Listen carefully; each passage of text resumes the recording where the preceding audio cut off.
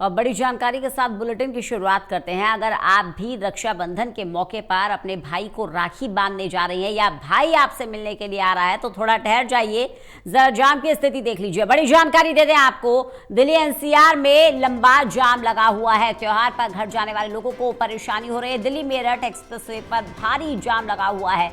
मेरठ और हापुड़ जाने वाली रोड पर कई किलोमीटर लंबा जाम है। इंदिरापुरम से डासना, लाल कुआं और मसूरी NH9 पर भी जाम लगा हुआ है। रक्षाबंधन त्योहार पर अपने घर जाने वालों की भीड़ सड़कों पर देखने को मिल रही है।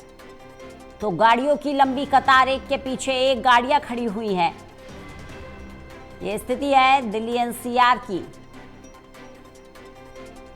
मेरठ हापुड़ जाने वालों के लिए बेहद महत्वपूर्ण खबर है ये। घर से निकलने से पहले एक बार ट्रैफिक की स्थिति को देख लें, कहीं ऐसा ना हो कि आप जाम में फंस जाएं।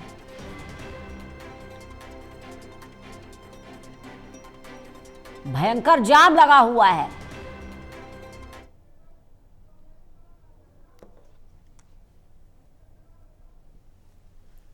तो त्योहार पर घर जाने वालों की बड़ी संख्या सड़क पर देखने को मिल रही है।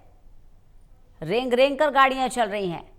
तस्वीर आप देख सकते हैं, भयंकर जाम, कई किलोमीटर लंबा ये जाम है। प्रणय शर्मा हमारे साथ, हमारे सहयोगी जुड़ गए हैं सीधे ज्यादा जानकारी के साथ। प्रणय, सीधी स्थिति बताइए, सड़कों पर क्या हालात बने हुए हैं, जाम की क्या स्थिति है? मैं आपको तस्वीरें दिखाऊंगा।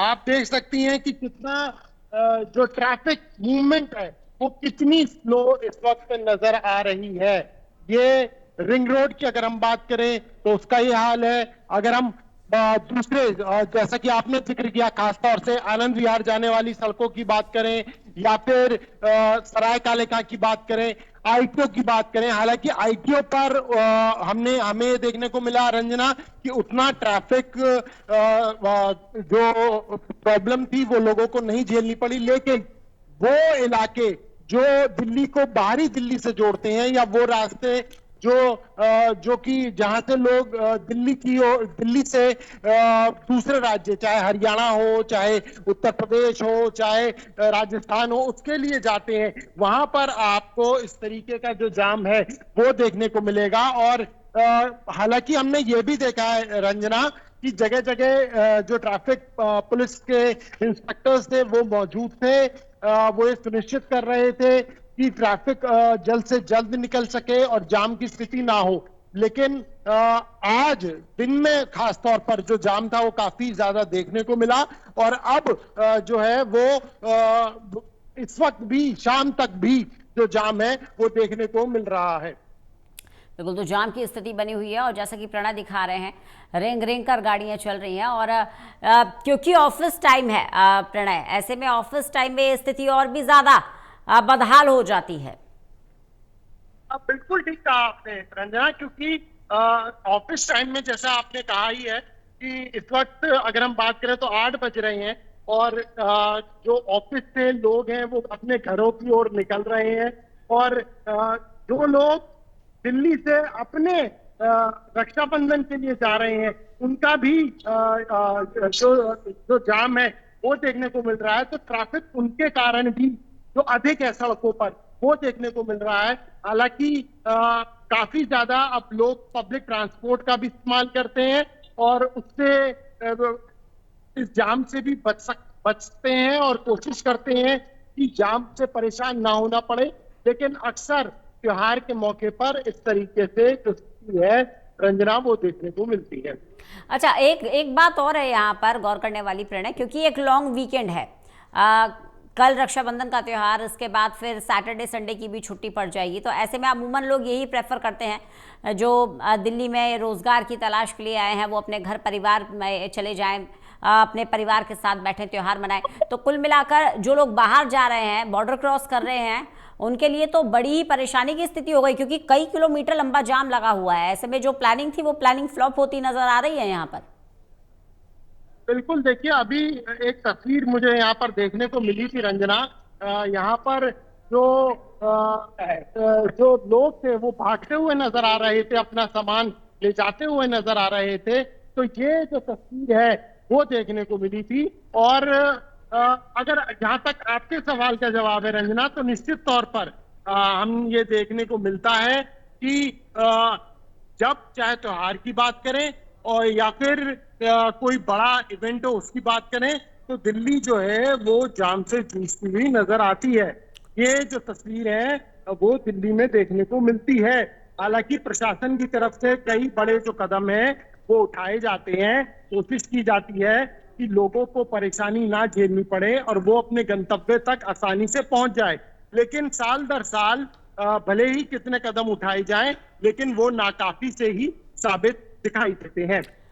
चलिए, बहुत बहुत शुक्रिया प्रणय हमारे साथ जुड़ने के लिए, इस जानकारी के लिए। कर्णवीर कश्यप भी हमारे साथ, हमारे सहयोगी जुड़ गए हैं। कर्णवीर, बिल्कुल सीधा सवाल, जाम की क्या स्थिति बनी हुई है?